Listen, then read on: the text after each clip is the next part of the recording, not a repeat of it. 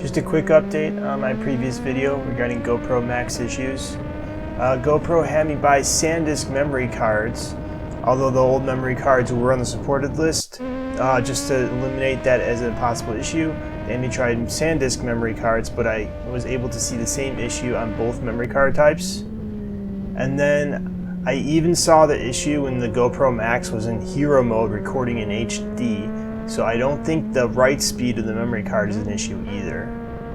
Now I did a full reformat of both SD cards in Windows, and then I also did a format in camera as well.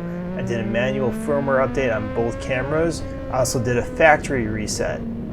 And what I found interesting is that when I mounted the cameras on the lever guards, I did not see this issue at all, but then I'd see it consistently if I mounted on the tail or the subframe.